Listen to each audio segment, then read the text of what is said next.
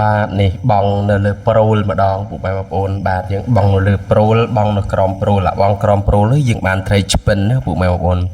បានត្រីឆ្ពិនបាទឥឡូវយើងបងលើប្រូលម្ដងជួយបានអុយគីខ្លះបានអុយគីខ្លះត្រីវាបងបានមុំដែរដោយសារតែស្នាញ់យើងវាធំពុកម៉ែបងប្អូនស្នាញ់យើងវាកាឡាធំបើយើងបងអាស្នាញ់មកគុណកាឡាអីល្មមត្រីអីអត់រត់រួចទេបាទជាមួយខ្ញុំបងត្រីបាទ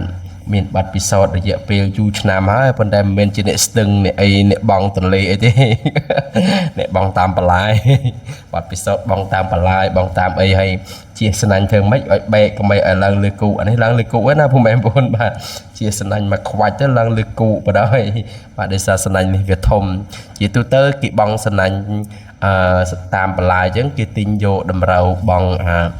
តាមបន្លាយទៅពេលដែលទឹកស្រកអញ្ចឹងគេទិញយកអាល្មម7 8ហាត់9ហាត់អីល្មមហើយ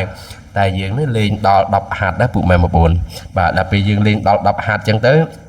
បន្លាយវាទូចដាក់មកស្នាញ់មកជះមកកន្លងទៅ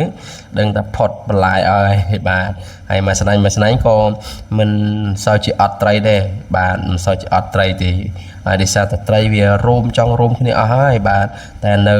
ទឹកវាមិនទាន់ដាច់ចេញពីស្រែមួយចំនួនអញ្ចឹងទៅតែពេលបើសិនតែទឹកដាច់ចេញពីស្រែមួយចំនួនហ្នឹងអូចាំមើលតែពេលវាភ្លៀងធ្លាក់មកម្ដងណាចាំមើលវាមកហូរអាតាមបន្លាយវាមួយចាល់អាតាមប្រូលហ្នឹងពុកម៉ែបងប្អូនត្រីច្រើនតែមែនទេនេះខ្ញុំបងនៅកន្លែងនេះបន្លាយបែកជា4តែវាដាច់អស់ហើយបន្លាយនេះដោយសារតែទឹកចំនួនវាទឹកជន់វាហូរដល់ពេលគេដាក់លូដែរប៉ុន្តែលូវាហូរអត់ទាន់បាទតលូហូរអត់ទាន់ទៅក៏វាឡើងលិចផ្លូវលិចអីដាច់អស់ហើយកន្លែងនេះទឹកជ្រៅដែរចូលលិចក្បាលនេះកន្លែងនេះគេចាំបងត្រីផ្ទក់ត្រីផុសអីចឹងកន្លែងនឹងឯងខ្ញុំបងត្រីកន្លែងនេះសាកមើលមកស្នាញ់គេមើលបាទតើវាមានត្រីច្រើនអត់បាទចឹងដាក់មកស្នាញ់ហើយទៅបន្លាយនេះមើលលូឈរលើលូនឹងឯងបាទអូបែកល្អតែមែនទេហើយជៀសហ្នឹងមិនជៀសតិចទៅណាមកស្នាញ់ហ្នឹងគឺ10ហាត់ជាងជៀសយ៉ាងកម្លាំងដែរបាទហ្នឹងហើយសកម្មភាពបងត្រីហើយត្រីវាលោតប្រុងព្រាតដោយសារតែស្នាញ់យើងទូចស្នាញ់យើងធំវាត្រីអាទូចវាលោតប្រុងព្រាតហ្នឹងណាពុកម៉ែបងប្អូនបាទហ្នឹងហើយពុកម៉ែបងប្អូនជីវិតអ្នកស្រុកស្រែជនបទ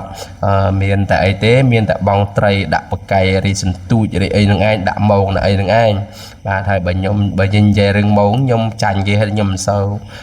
រោត្រីដាក់ម៉ោងនៅអីទេបាទបើថាសន្ទូចដាក់អីខ្ញុំរោដែររោប៉ុន្តែ